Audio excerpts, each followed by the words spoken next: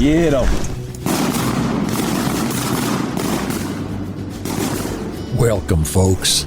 Y'all come on in and make yourself at home. This here, well, this is the Rolling Thunder Podcast, your home for all things Rolling Thunder.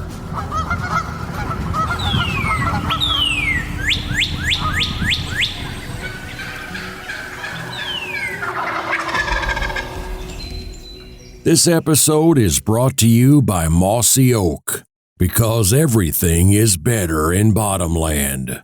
Kent Cartridge, quality matters. Performance counts. Shen Gear, waterfowl gear that is built better. And Benelli USA, dominate the skies. Bottomland is Mossy Oak's original camo pattern created by Toxie Hayes over 3 decades ago. This pattern preserves the original design while applying advanced technology for increased effectiveness. The same field-proven components and colors, the same dirt and bark elements, the same ability to blend into dark environments and obscure a hunter's outline from every angle. Mossy Oak, Bottomland. Hey everybody, this is Spence. I just wanted to give you a little intro as to what you're about to hear. This is a conversation that happened back in, January, I guess, with my good buddy Keith Allen. Drake Levy was a part of it, as was Riley Bennett. And what you're going to hear is the unveiling and the unfolding of a long-term, I hope, relationship between Rolling Thunder Game Calls and Keith Allen's PureDuck. For us at Rolling Thunder, the PureDuck model really fills a cool void that we've had in our line. You know, we've been very dominant in the cut down world. We've never really kind of aggressively broken into the J-frame world, but I think this year what you're going to see from us with the PureDuck and the Mean Duck is a lot of extra calls on people's lanyards, and I'm pretty fired up about that. Keith's calls have been being made for almost 20 years, I think, now, and we're really, really proud of the partnership that we've forged between Rolling Thunder and PureDuck. And so moving forward, you're going to see in dealers as well as online, you're going to see PureDuck calls that are being made by Rolling Thunder. It's a cool relationship that we've got, and we're super fired up about expanding the brand that Keith has built and that so many people have come to love. So without all that said, without any further ado, enjoy. Welcome to another episode of the Rolling Thunder Podcast. I am joined in the living room around the fireplace by a couple of fellow duck nerds. Got Mr. Keith Allen, our buddy from Missouri, and Drake Levy, and Riley Bennett. Howdy, howdy. Y'all say hello to the world. Hello, hello. Duck bums, I think. That's right. We don't look like nerds, but No. Different type of nerd. yeah, exactly. We may not have pocket protectors and protractors, but everybody's got a tuning box. That's right. Isn't that true? Man, It's true. We are a mess. Well, we're really glad to have you hanging out with us in the shop, and the guitar's over there on the counter, which means we've got a song ahead of us. I got to pay for the chicken. That's right. That's exactly right. Well, we got to do a little bit of work before play. That's right.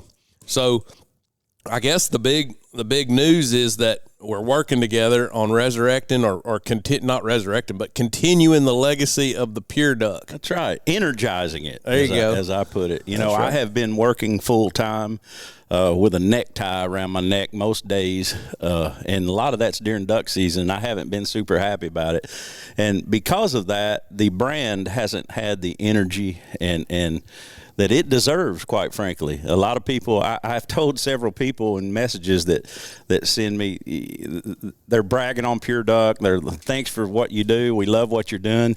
And I realize, and I've told my wife, you know, this thing is a big deal. Yep. And it means something to people. Yeah, it does. And it can get to where it seems like it may mean more to others than what it does to us. Mm-hmm. You know, we do it every day, and you kind of take things for granted. So I am so excited, man. I'm awesome. Excited. And you guys been sending clips and of Drake blowing the call. I'm like, man, I wish I sounded that good on a PureDuck. I mean, these things are rocking, boy. So it has energized me. Good. And it has has brought out the as you said, the duck call nerd in me that used to be there, like in weird ways.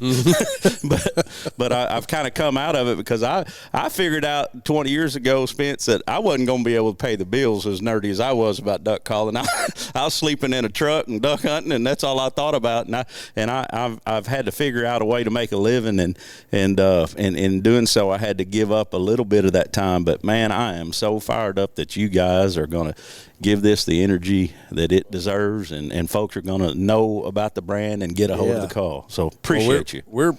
I'm not sure how long we'll be able to pay the bills, but the lights are still on. We're trying to figure it out. Hey, if you can get shells and gas, you got her licked. Well, that's right. That's all the man needs. We got through this season.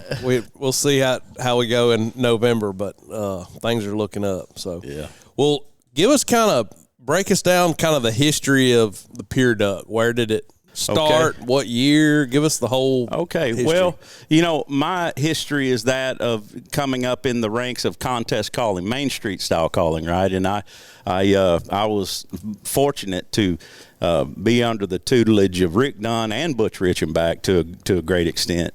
And in the 90s, and I used to be a duck bum and a call shop bum, right? I'd hang out at Rick's shop all the time and tune hundreds and thousands of calls with him, and we'd chat just like this for days and days, just like young folks are doing now, right? Right. Just you don't care if you're making money, boys. That's right. Y'all are part of the game, and it means more than anything else to you, right? Yep.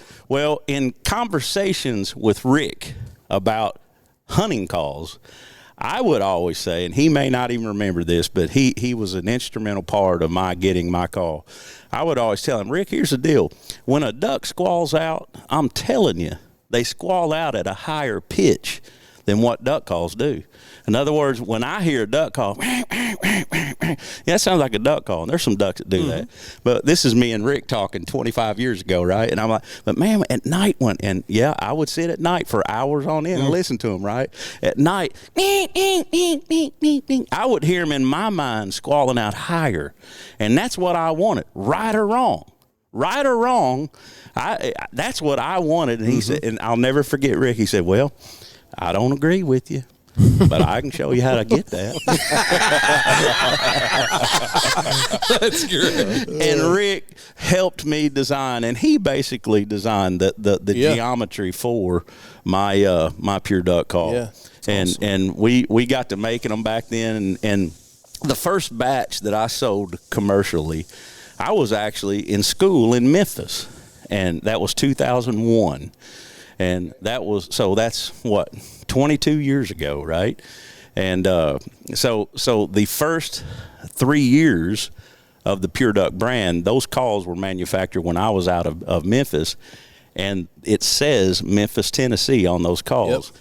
And years later, you can never anticipate how these things go. But over the years, those Memphis PureDucks became valuable. And they obviously are still out there. And I wish I had a handful of them because I could use the money. No kidding. I was out there trying to peddle them for $100. I sold every one I could. Now they're selling for $300, $400, $500, those Memphis PureDucks. So it's neat how, you don't really think about it in advance, especially me, man. I was just wanting to have a call that I knew in my mind gave me the best chance at fooling a duck. And that's what I came up with. I wasn't thinking about selling it, and still don't, right? And what I've learned, like I said earlier, is that folks want to buy it, and I need to give them that opportunity to get it because there's more folks than me that believe in that sound. So, somebody told me the other day, and I didn't really appreciate it when they said this, but I think it's true. It's definitely true of you. So this is a long roundabout rambling compliment, but it's also been true of virtually everybody that works here. But in our industry, passion is what drives all of it. And what happens when guys sell their brand to these conglomerates or to, the big boys or whatever you want they sell up. One guy gets rich and the company becomes void of all passion. Right. And I love the fact that that's where we're at right now. It's like passion dictates everything. I know it dictates you. Yeah. Which, that's so cool about the PureDuck. Like, I get the fact you're in law school, you come up with a duck call because you want to be able to kill ducks better.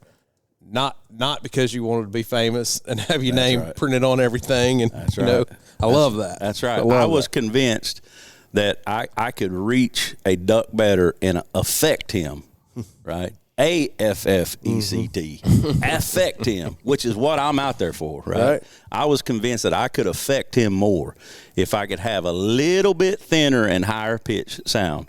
And, time has proven, I've seen it a lot. I know others do it with different calls, but I'm not going any other way, brother.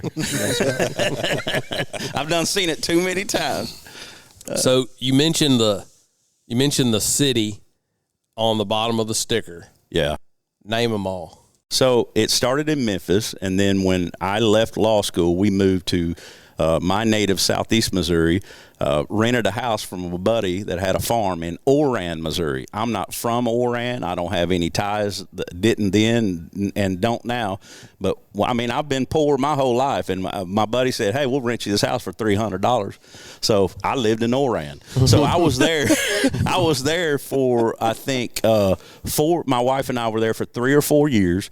And then we moved to Scott City. We got pregnant, and we needed to move to town and act right. And so we built a little metal building for our Lucy to be raised in Scott City. So that's the next town. Okay. And then we have remained in that area in Scott City. We now live in Kelso, but our mailing address is Scott City, Missouri. So Scott County, Missouri is where my home turf. Okay. Yep.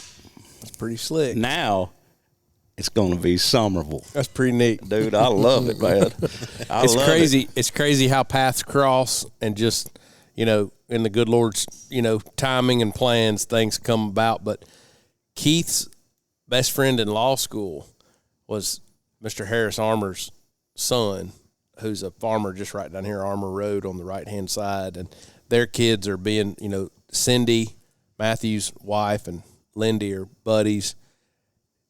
Matthew's mother was Tripp's kindergarten teacher. Wow. And Maddie's kindergarten teacher. It's just like there's all these so intertwined how life is. I was in law school and in Memphis, and obviously, it's a whole different atmosphere than what we have here now, and different type of folks, right?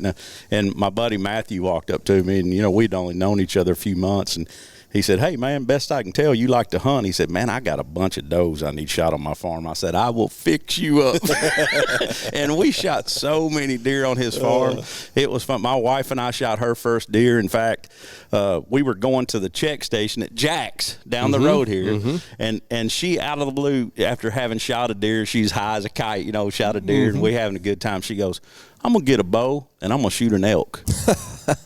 I'm like, this is my wife, man. She's like a little hot, blonde-haired girl, right?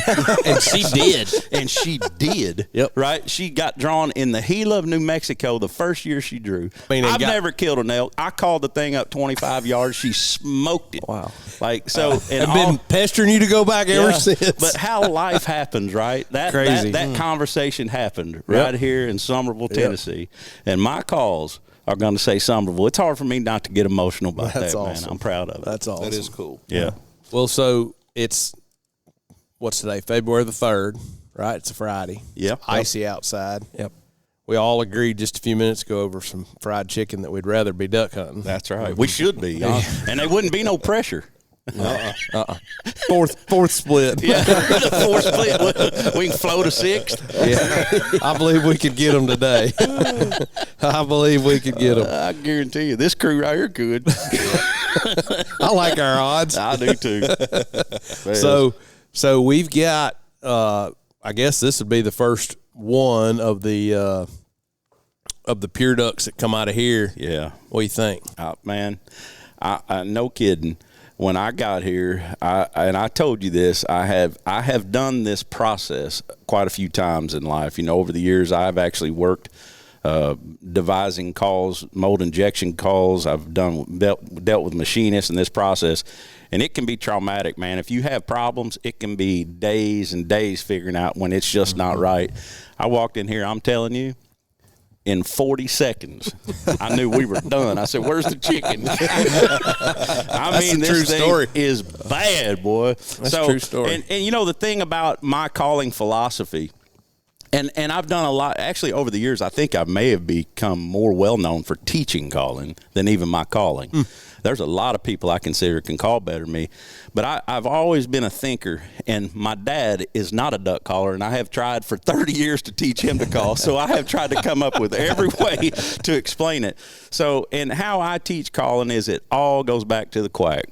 If you can't quack well, you can't call well, right? And if your call don't quack well, your call ain't no good. That's my opinion, and that may offend people, but let me hear you quack, and let me hear a call quack, and I can tell if it's good. So I'm gonna see if I can get this thing to quack anyway. Now these boys been blowing it because everybody's excited. I don't even know if it's locked up, but we'll see.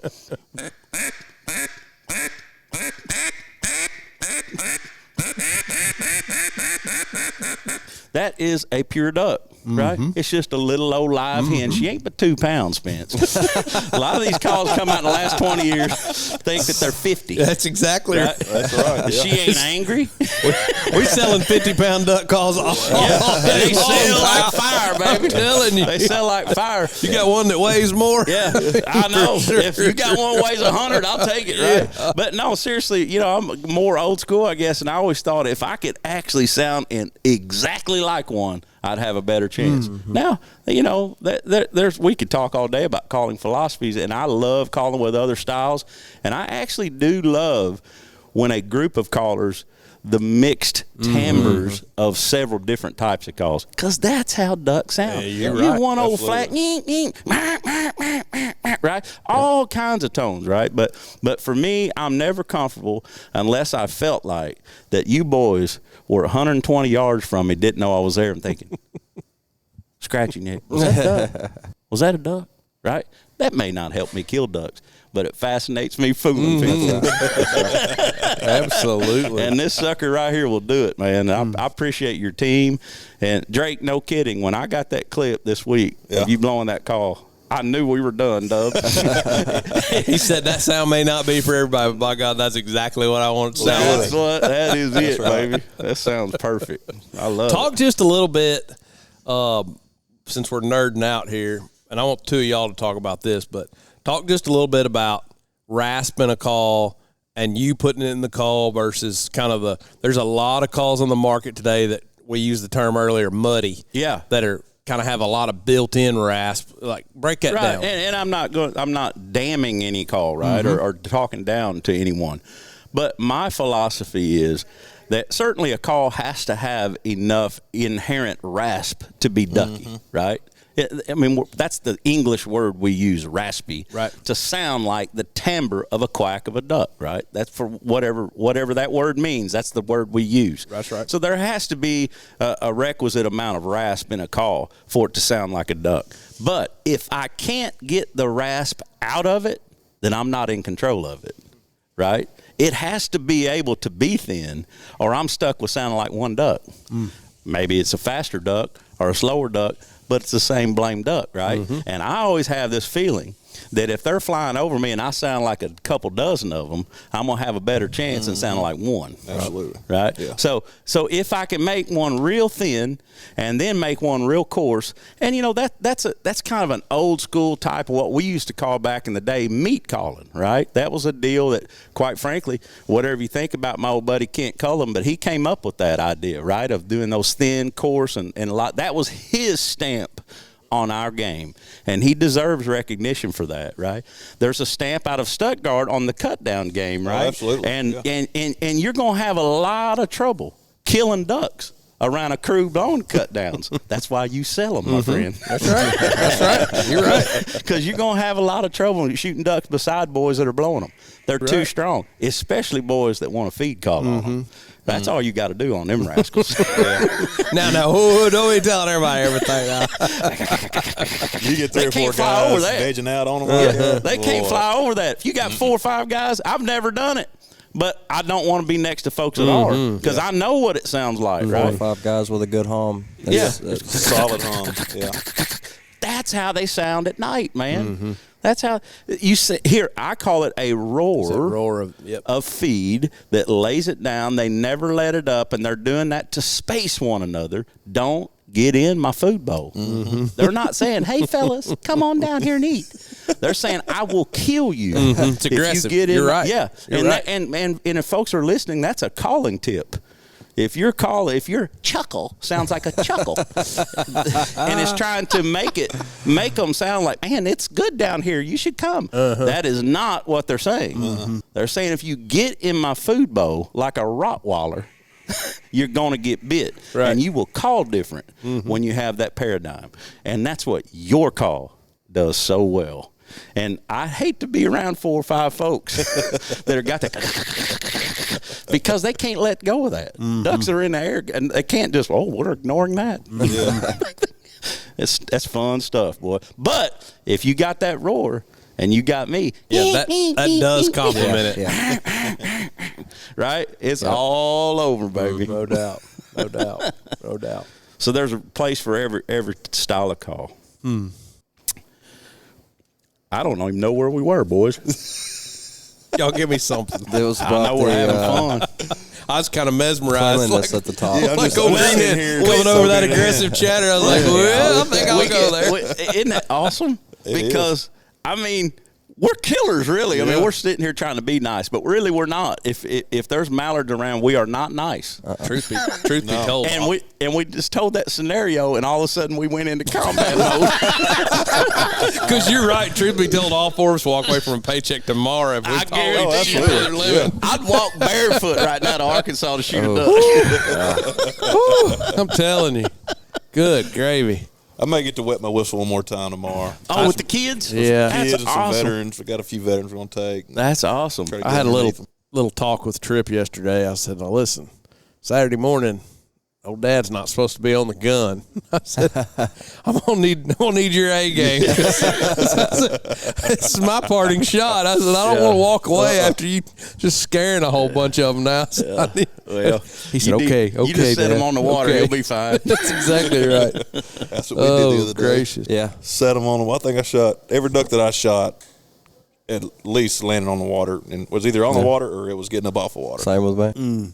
Did you wrap up on Sunday? Did you have to go to work on Monday? I did. Was it good? It was great, actually. Did you go to the buckbrush with? We were in the Missouri hole. Okay. Yep. I was in there. It was just Mr. Jeff Farmer and me. Man. And it wasn't great, but that made it last a little good bit. enough. Yep. And we had about a 20-minute wait before our last duck, and I cooked a little breakfast, and That's all. Man, I mean, I bawled like a baby when we left. I could cry now, man. It's like, what do you do with yourself when it ain't duck season, People, man? I know people ask you this same question, but they ask me all the time, like, is it ever not good over there? Well, And the only couple times I can remember it being really, He goes well and he's smiling through his teeth. there's only a couple that I can remember. Yeah. And they were late that last few days of the season. Yeah. Seemed like there was a time me and you and Jeff hunted in old number 6. Yeah. And I mean, I bet we didn't see 50 ducks. It was like they'd all just left. Yeah. Well, if you stayed in a hole like old number 6 of the Missouri hole, if you stayed in a hole like that, I grew up hunting in Big Lake. If you were in a hole like that in any WMA, you're not going to do any good either, right? They just get funky on them holes. And we used to what we call squirrel hunt them, right? If the woods didn't look like somewhere where you'd squirrel hunt, then that's not where they're going to be the last couple of weeks.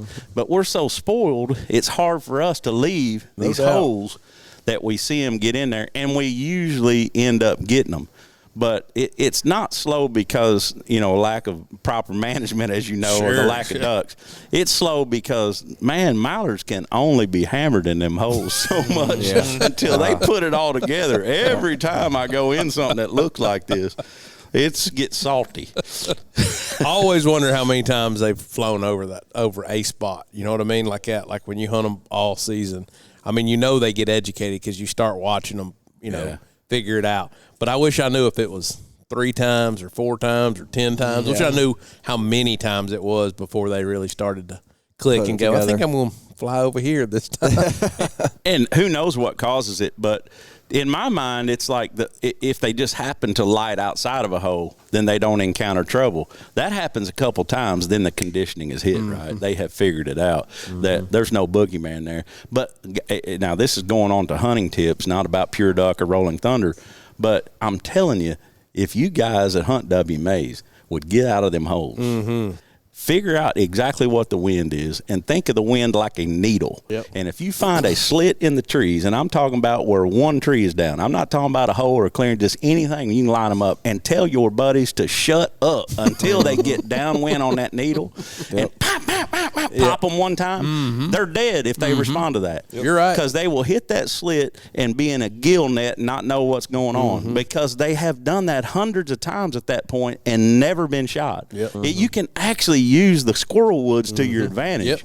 It's better than the holes everywhere early because they are sold 100%. There is no boogeyman in the squirrel woods, right? You're right. Coming through a thicket, and once they get in there and you start firing them up, firing at them, they can't hardly get out. It's so awesome.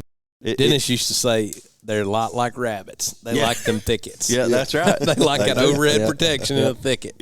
And we're hunting them in holes because it's pretty. That's right. And you it get gives them them a early place like to look that. at. And see decoys and all that. But ultimately, once they get down in there, they're just trying to get hid and get safe. And that's right. Anyways, but you went out on a high note. We did. And we were where I was going with all this was, I don't know.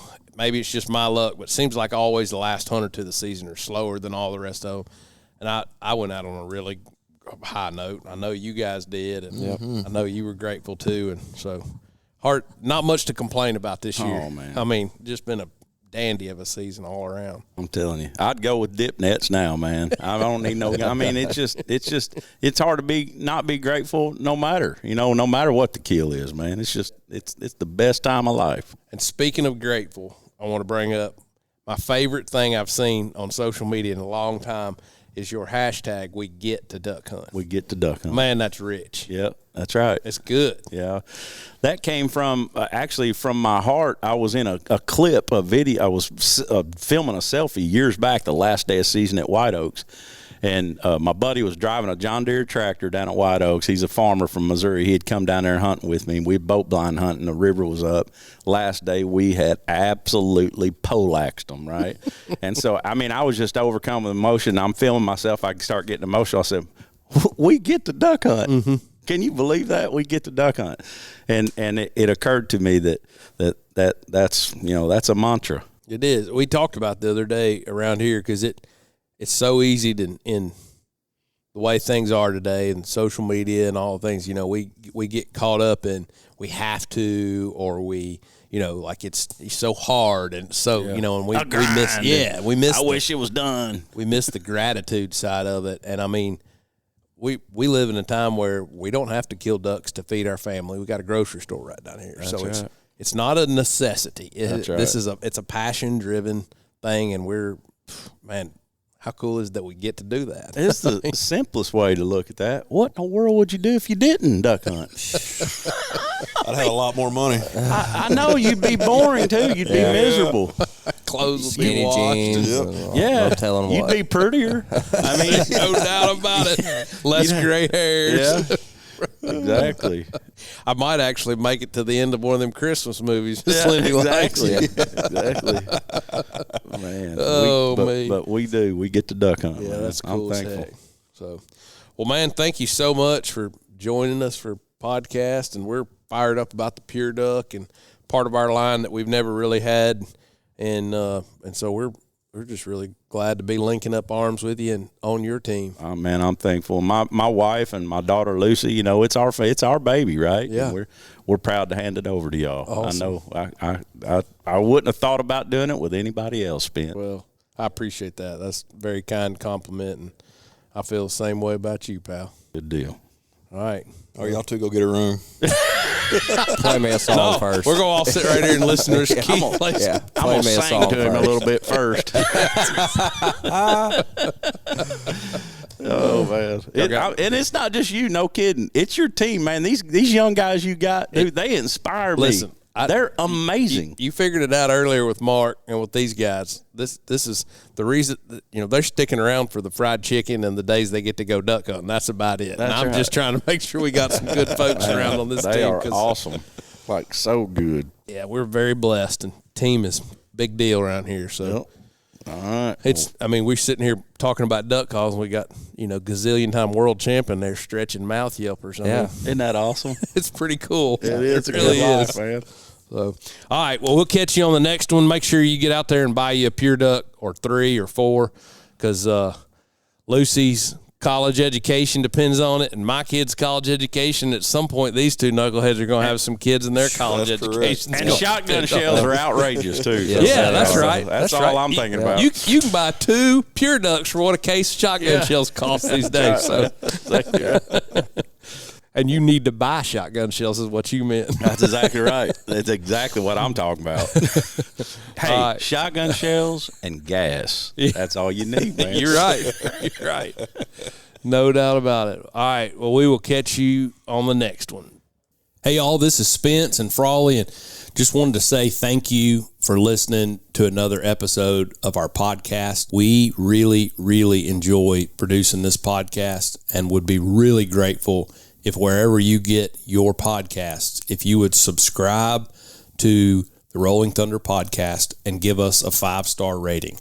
Somehow, apparently, out there in internet la media land, that helps our podcast to be found by other people like you. So we just want you to know we appreciate you listening, and we'd like to ask you to subscribe and give us a 5-star review and keep on listening. And unfortunately, recording podcasts don't pay the bills, so we just do this for fun and for y'all, and we want it to grow as bad as y'all want it to grow, so we could really use your help in doing that. Share it with a friend. Yes, right. We appreciate y'all stopping by again. Thanks for listening.